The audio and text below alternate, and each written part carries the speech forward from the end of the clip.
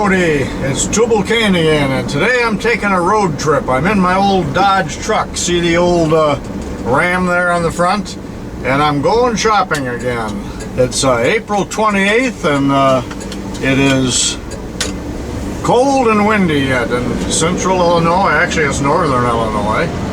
And this is the route that I take to the machine shop, and I'm going about 40 miles. Down into a little valley here across Otter Creek.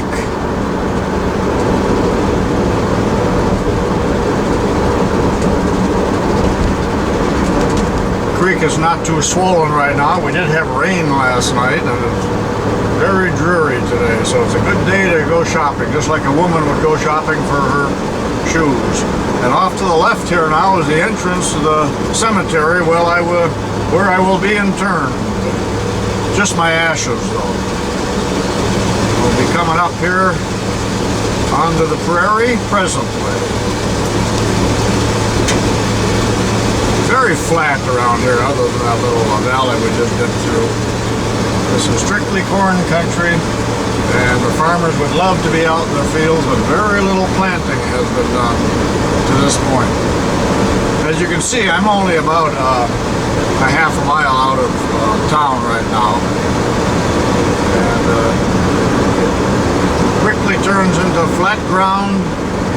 All of this land will be in corn or soybeans here in just a few weeks. Here's a field on the right that's already been prepared, and this might be interesting to some of you who are not from the Midwest. This is what it looks like in the Midwest. You might think flat and boring, but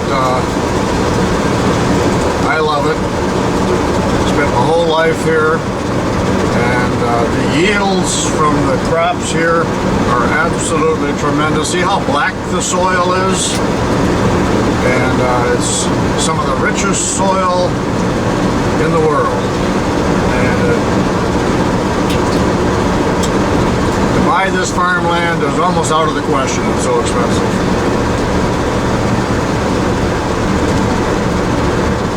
Not much traffic here. No place to even buy gasoline now for about 20 miles. But I got a quarter tank. That'll get me there. Not much traffic today. There's a guy in a hurry. I'm only going 55. Look at how green the grass is. I've already had to mow the grass one time. Some of the fields are ready for planting.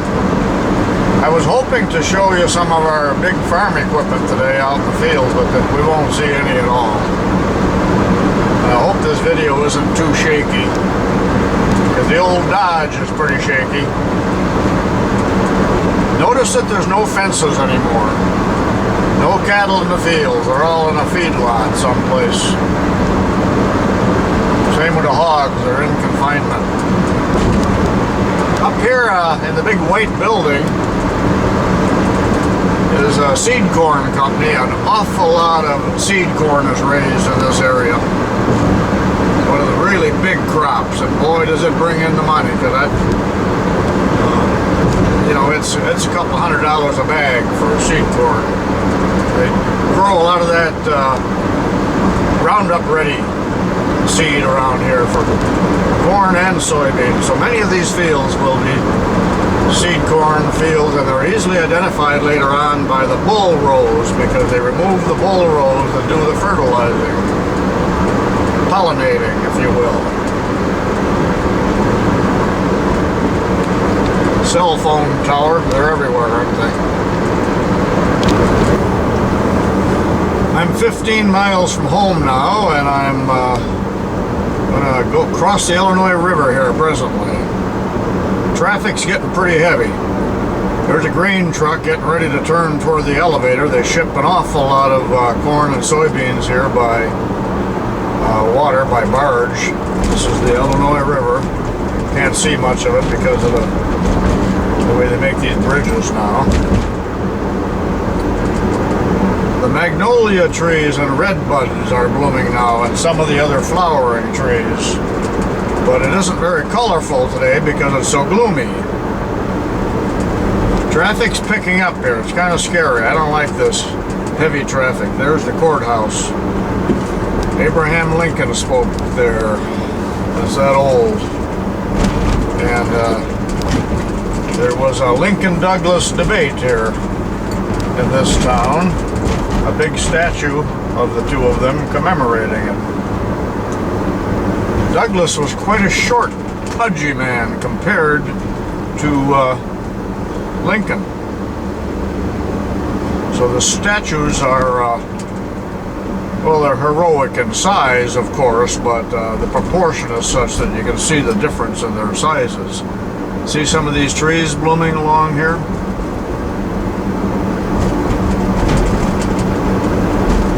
I just passed a gas station. It's $3.67 a gallon in April of 2014. Here's the park on the left here where Douglas and Lincoln. You're not going to be able to see it, but I'm looking at the statues.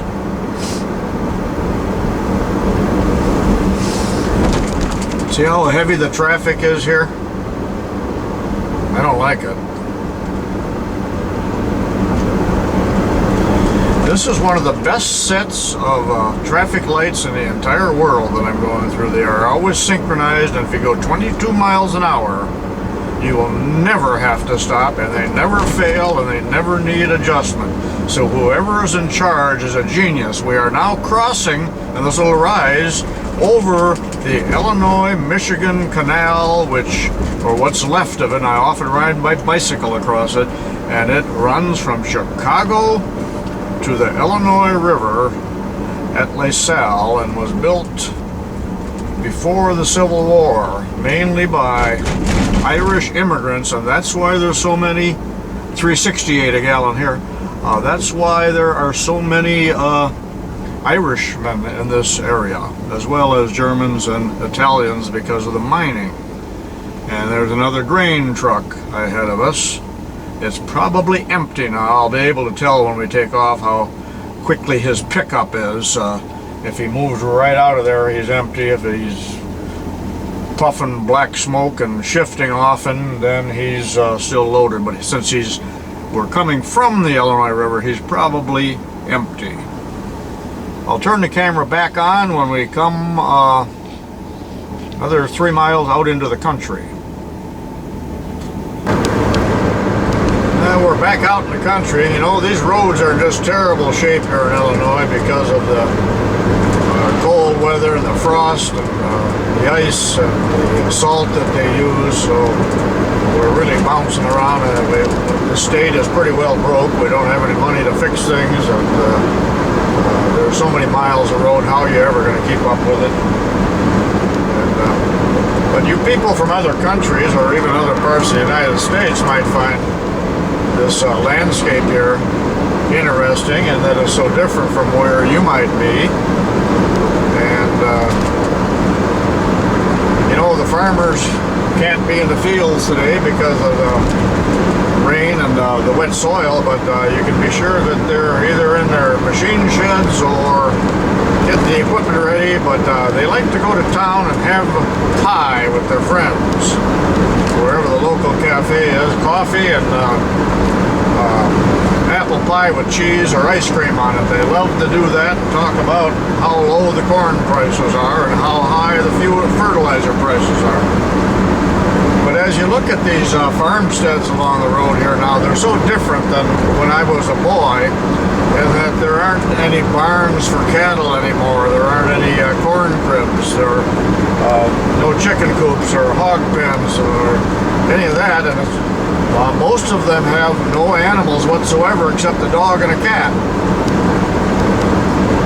You go to Florida in the winter, some of them. Not many corn cribs left. I just saw one here on my left, but they're empty, and they're falling to the wrecker ball every day, and I don't like to see that, because I still like the looks of a corn crib with that cupola on top. But the modern farms just consist of a pretty modern house and machine sheds, metal machine sheds of all kinds, and garages and such.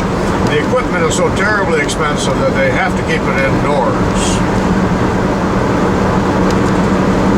And this is John Deere country, because we're only 100 miles from the world headquarters out there, Quad Cities,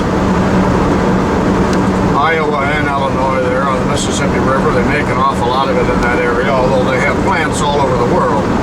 But green and yellow is God in this part of the country. Not to say you don't see some other brands, but predominantly John Deere.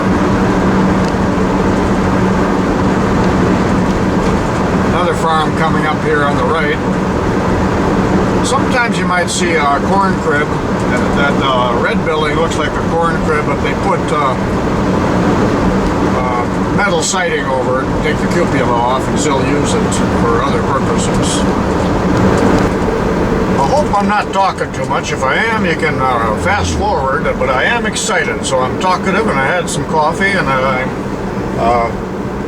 excited about that I'm going shopping. And I'm going to get some treasures. And I'm going to buy a few things for my brother today of Cody, Wyoming, and ship them out there.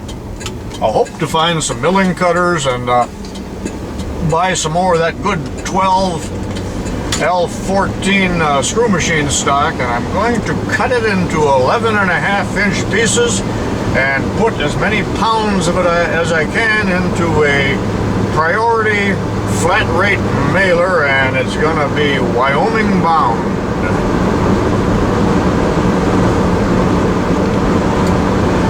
That screw machine stock is hard to find unless you get it from a steel company, and then all the charges, cutting charges and shipping charges, as well as the cost per pound in the small quantity, it's just prohibitive. And you will never find that at a hardware store, and nobody really knows much about it. Again, there's a video upcoming on machinability and screw machine stock, if you'll bear with me.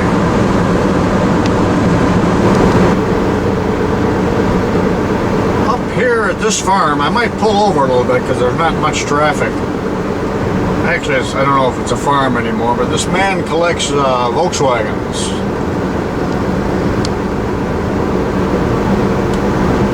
There's all kinds of them around here.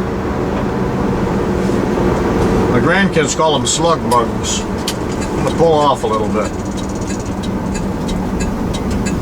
A bunch of them in the back too, plus some of the customized ones. He must sell them too, I don't know. But I find that interesting. And in the front yard up here, there are some of the oh, I think they used to call them dune buggies, made with a Volkswagen chassis.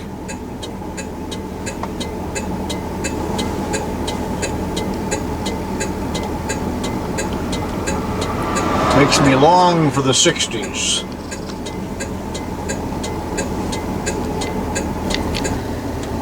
Here's a view of a Volkswagen man from the backside. Can you see the microbuses back there? I'm quite a distance away with my telephoto lens. That's the best shot you're going to get.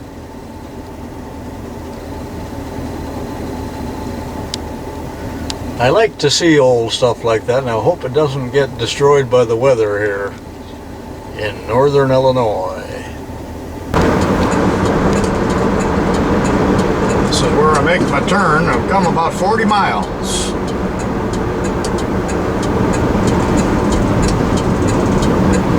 Big grain truck behind me. Looks like he's slowing down all right though.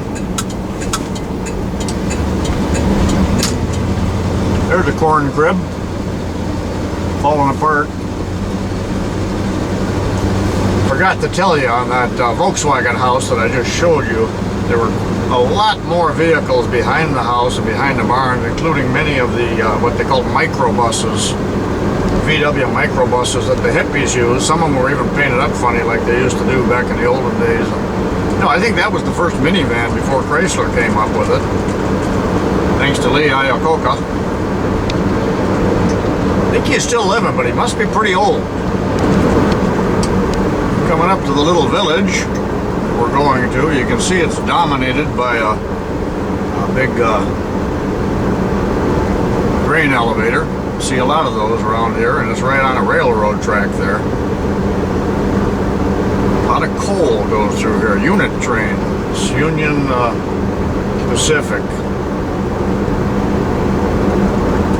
Aluminum cars carrying at least 110 cars per train going from probably Wyoming to Chicago. And here we go, and we are just about there. I'm quite excited now, and my stomach feels tingly. I think I'll turn right here.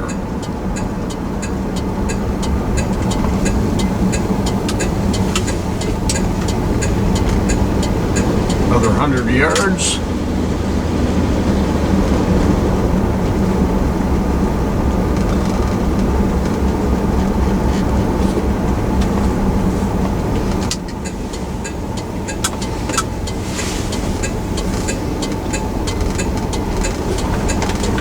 Here we are.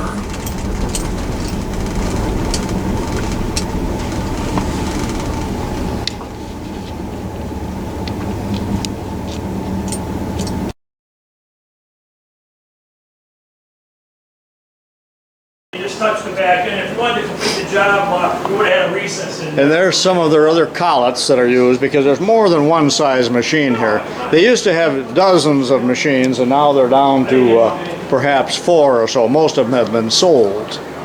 And more cams over here, and a lot more tooling down there, as well as everything you see on the tables, which of course is now for sale. Die heads, knurlers, and you name it. And the shop is a busy place today, because there are some men here with dollars that are buying some of this. This is just a small portion of some of the tooling on the wall. Some of the tools hold drills and reamers. Some are turn boxes, which I've talked about in some of my other videos. Box tools.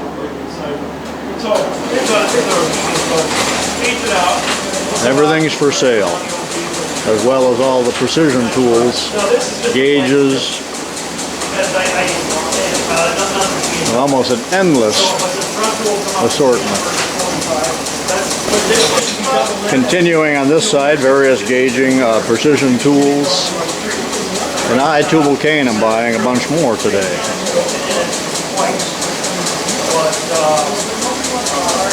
And they've already sold a lot.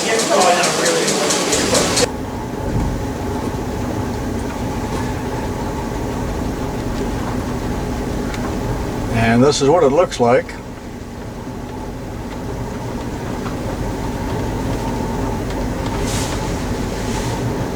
Here's the door where the shop cat will usually meet you and rub your leg, and it has no tail. They said it got caught in a belt,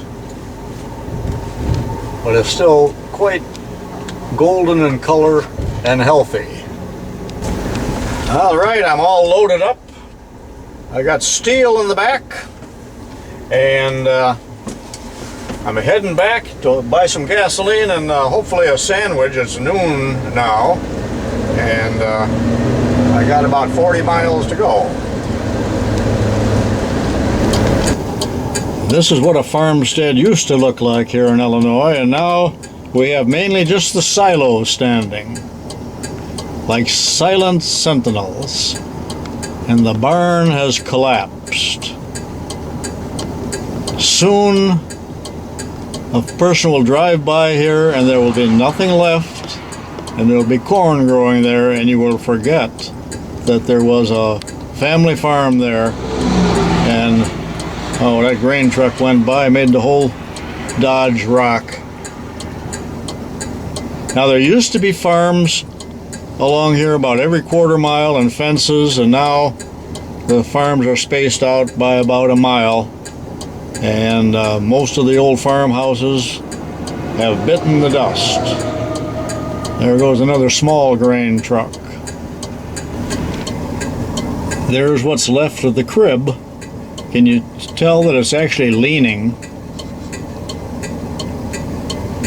Probably more rats and vermin in there than you can imagine. What's left of the garage, and the house is gone. Or maybe that was a house, I can't tell, but it sure is overgrown now. Doesn't take long before nature reclaims. This may be of interest to those of you that are on the other side of the world as far as the agriculture is concerned. This is a distributor for fertilizer and chemicals and various things used on the farm. And you can see all of the anhydrous ammonia tanks, and those are on wheels and will be taken into the field, and it'll be injected into the soil, and the corn loves that nitrogen. During July and August, you can hear the corn growing. Let me move up a little bit and show you the rest of this operation. Nothing is being done today because the soil's too wet to get in the fields. And they pull these behind a big tractor, and along with those nitrogen tanks, anhydrous ammonia, and then inject that into the soil. And in the back there, you'll see quite a few of those tanks. It's so windy here today that sometimes the entire truck shuddered. Well, it certainly did when that semi went by.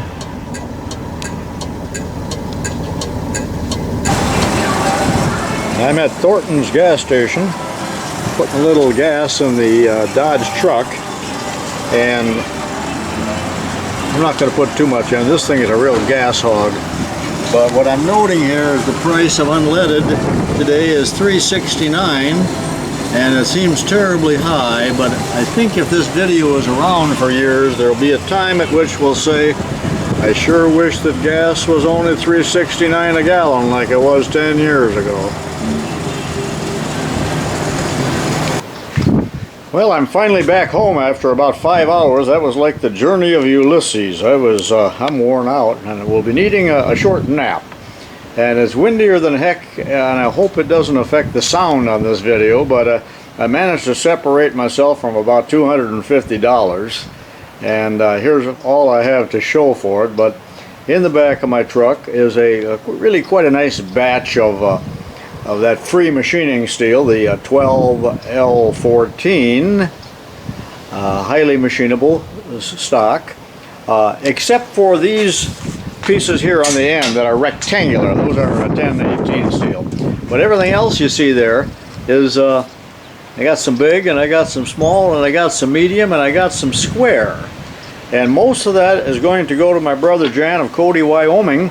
And so I got orders to buy that, but it has to be cut into 11-inch pieces so it can be put in a mailer, the flat rate mailer. Also bought for him a bunch more Delron, sometimes called acetal. That's a wonderful material if you have never used it. And I got that, and there's a black piece there, and there's more white. I tried to buy everything that they had that was a shorter length, so it was easier to handle. Now, I don't know if I said this earlier on the video. I forgot because it's such a long video, but I did take a video in the shop of one of their screw machines running, so be sure and watch that on another video when it becomes available. And I thought it was pretty neat to see that Brown & Sharp screw machine operating. Now, in the green bucket are a few other items for my brother and myself, and I'm going to take that down the basement and we'll look at it. There isn't a whole lot in there, but a few things of interest for Jan and for me. So I'll see you in the basement presently. Okay, old TUBALCAIN's in the basement now, and several of you liked my green backdrop, so I now I got some nice blue. And you know, my wife had this nice blue blouse. I always admired the color, royal blue, so I just absconded with it out of her closet. I don't think she'll ever miss it because she has so many different tops. But this is just the perfect color, and I cut out the back of the blouse, you know, and it's a plenty big piece without any kind of pleats or sleeves or stitching, so isn't it a nice color? Well, what I got here is, this is for my brother Jan. He likes the single-ended. He said, I don't want the double-ended because he said, I'll just saw them off or cut them off with a cutoff tool. So I was able to find two each of the single-ended, and there's 3/16, quarter, 1/8 inch, 3/16, quarter, and 3/8, and some extra 3/8. He really likes those 3/8. And then over here are some that double-ended that I bought for myself. And I see I picked up a bunch of 7/32 there. That I don't know. I got to talking to another man up there. I met another man that from Texas there that I had known from YouTube, and just coincidentally met up there, and he made some purchases and we had a nice little chat. So that's it on the end mills, but that's over $100 worth. And these are American made, and they're made by ITW, Illinois Tool Works. So it's a quality product. I think I'm going back. Well, you know I'm going back again, and I'll trade those in because you still had quite a few of these brand new. I told him, give me $2 worth of those 16th inch bits with the real short flutes on them, if you remember that from last time. So got a nice bag of those, definitely a lifetime supply. I'll give some of those to my brother. Then he just said, take these. He had a whole bucket full of carbide. Well, they're rotary files is what they are.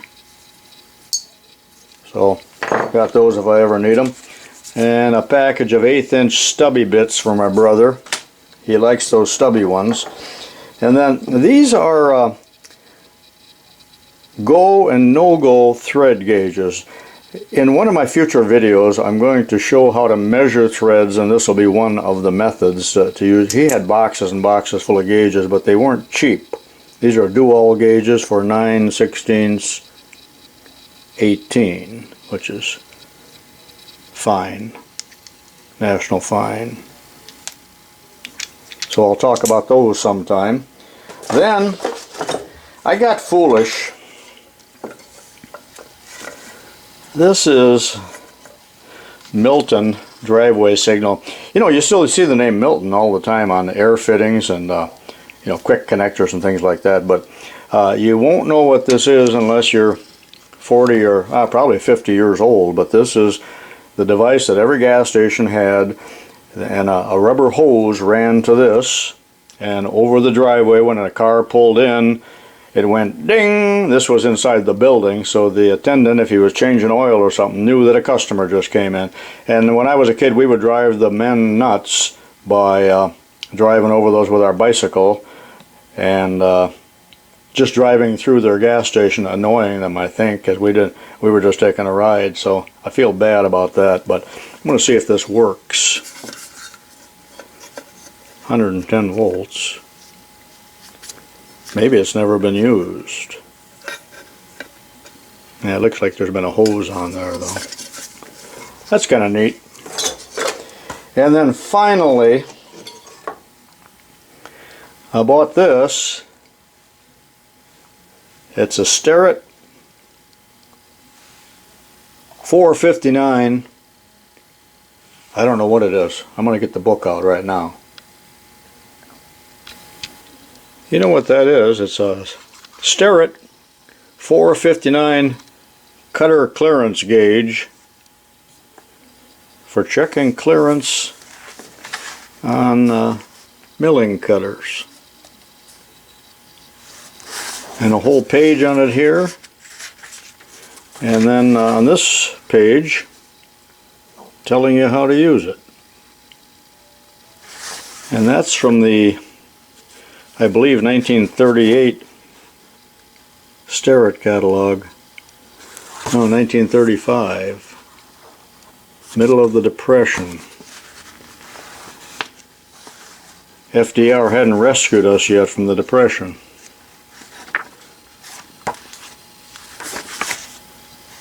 I don't know why I bought that, other than it's kind of neat. That allows you to go up and down, and this goes back and forth. You know what, as neat as that is, that'll be on eBay next week. I got too much stuff. You know what, this is pretty neat, and I had to pursue it just a little bit and talk about it. I know I'm off topic, but what the heck. First of all, it's even though it's UL approved, it's just two prongs on the plug, no ground yet, because this is Chicago 22, Illinois. That's before they had zip codes, which means it's before 1959 or about that era. But this has to be in the vertical position to operate, and the tiniest puff of air from my lungs. Oh. And the attendant, the uniformed attendant, came running. But I took the cover off here and cleaned it a little bit. I just had to chuckle, because inside here, I'll do another video of the inside, but inside up here where the solenoid strikes the bell was tape, electrical tape. This is the old friction tape, we called it. About 4 layers here, because it must have driven the attendant nuts. He took it apart when his boss wasn't looking, put some tape in there to deaden it.